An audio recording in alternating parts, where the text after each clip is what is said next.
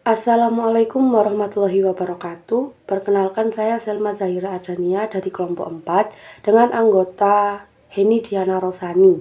Di sini saya akan mempresentasikan tugas dari Pak Dhani Miftahul Ula SPD MPD dengan mata kuliah metode penelitian. Di sini saya akan menjelaskan pengertian dan tujuan penelitian feminis. Yang pertama, pengertian penelitian feminis dari beberapa para ahli, yaitu Sherlyn Hesbiber.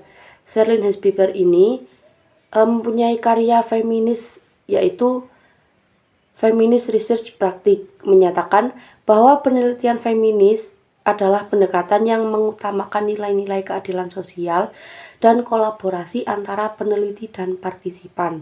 Peneliti ini memandang bahwa pengetahuan tidak bisa dipisahkan dari relasi kekuasaan dan pengalaman sosial individu, sehingga penelitian feminis lebih mengutamakan subjek dan pengalaman orang yang terpinggirkan. Kemudian yang kedua, Bell Hooks. Bell Hooks ini seorang feminis dan akademis, mendefinisikan sebuah pendekatan yang memperjuangkan kesetaraan gender dan mengubah struktur sosial yang tidak adil. Penelitian ini berfokus pada bagaimana ketidakadilan gender saling terhubung dengan ketidakadilan lainnya, seperti ras, kelas, dan seksualitas. Kemudian yang ketiga, Judith Butler. Judith Butler, seorang teoritikus feminis, menekankan bahwa penelitian feminis harus memperhitungkan performa gender dan bagaimana konstruksi sosial tentang gender mempengaruhi kehidupan individu. Kemudian yang keempat, Kimber Crenshaw. Kimber Crenshaw ini mengemukakan teori interaksionalitas, menganggap penelitian feminis sebagai alat untuk mengungkap interaksi sebagai bentuk penindasan, seperti diskriminasi rasial dan gender. Penelitian feminis ini, menurut Crenshaw, tidak hanya melihat masalah gender, tetapi juga mengidentifikasi bagaimana ras, kelas, dan faktor lain berperan dalam pengalaman ketidakadilan. Kemudian, tujuan penelitian feminis. Yang pertama, mengungkap ketidaksetaraan gender dan kekuasaan. Jadi, tujuannya untuk mengidentifikasi dan menganalisis ketidaksetaraan gender yang ada dalam berbagai aspek kehidupan, seperti dalam keluarga, tempat kerja, politik, dan masyarakat secara umum. Kemudian, tujuan yang kedua, memberikan suara kepada kelompok yang terpinggirkan. Artinya, tujuan utama penelitian ini memberikan ruang bagi perempuan dan kelompok terpinggirkan lainnya. Contohnya seperti perempuan kulit berwarna, perempuan dengan disabilitas, dan perempuan LGBT.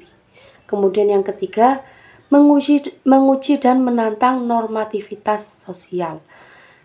Tujuannya untuk mempertanyakan norma-norma sosial yang ada, termasuk konstruksi sosial tentang gender, seksualitas, dan peran sosial. Kemudian yang keempat, menciptakan pengetahuan yang membebaskan. Penelitian feminis bukan hanya tentang menghasilkan pengetahuan ilmiah, tetapi juga bertujuan untuk membebaskan individu dan kelompok dari ketidakadilan yang ada. Kemudian yang terakhir, mempromosikan keadilan sosial dan perubahan struktural. Salah satu tujuan sentral penelitian feminis adalah untuk mendorong perubahan sosial yang lebih adil dan setara. Nah, sekian penjelasan dari saya. Kemudian akan dilanjutkan oleh rekan saya, yaitu Mbak Heni. Selanjutnya adalah macam-macam aliran feminisme. Aliran feminisme ini ada 5. Yang pertama yaitu feminisme liberal. Feminisme liberal ini menekankan kebebasan kesertaan individu termasuk perempuan berdasarkan rasionalitas dan pemisahan ruang privat publik. Ketertindasan perempuan dianggap akibat kurangnya kesiapan mereka dalam bersaing secara setara dengan laki-laki. Yang kedua yaitu feminisme radikal. Feminisme radikal ini muncul sejak tahun 1970-an sebagai reaksi terhadap dominasi sosial berbasis gender, terutama kekerasan seksual dan pornografi. Aliran ini menekankan perjuangan perempuan secara radikal dan separatis terhadap patriarki. Yang ketiga yaitu feminisme postmodern. Feminisme ini menolak kebenaran absolut dan otoritas, serta mengkritik menguniversalan pengetahuan. Gender dipandang bukan sebagai identitas tetap maupun struktur sosial tunggal.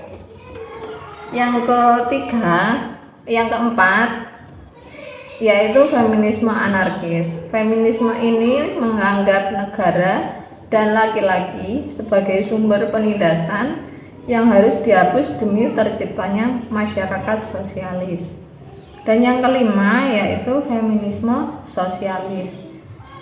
Feminisme ini menyatukan perjuangan pembebasan perempuan dengan sosialisme, menolak sistem kepemilikan dan lembaga patriarkal seperti pernikahan yang menindas perempuan, serta mengusung cita-cita masyarakat tanpa kelas dan tanpa pembedaan gender.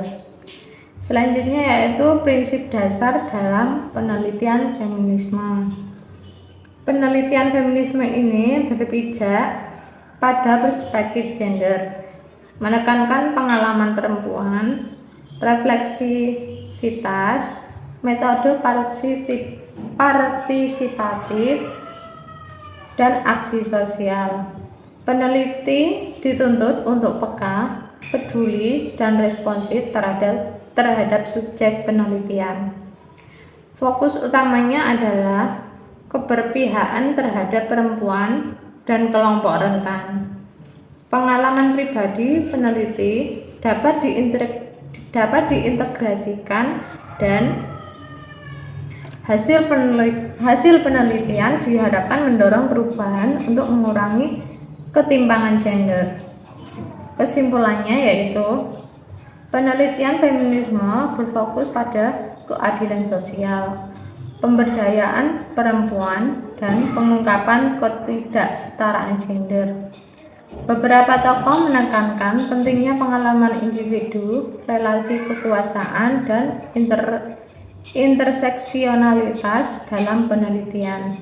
Gerakan feminisme yang dimulai pada tahun 1960-an ini berkembang global, memperjuangkan hak perempuan dan melawan diskriminasi. Tujuan dari penelitian feminisme ini mencakup mengungkap ketidaksetaraan gender, memberikan suara kepada kelompok terpinggirkan, dan mendorong perubahan sosial. Prinsip dasar dari penelitian ini termasuk refleksivitas, partisipasi, dan aksi sosial. Berbagai aliran feminisme seperti liberal, radikal, dan sosialis menawarkan perspektif berbeda dalam menghadapi penindasan. Seperti itu hasil dari kelompok kami yaitu kelompok 4. Terima kasih. Wassalamualaikum warahmatullahi wabarakatuh.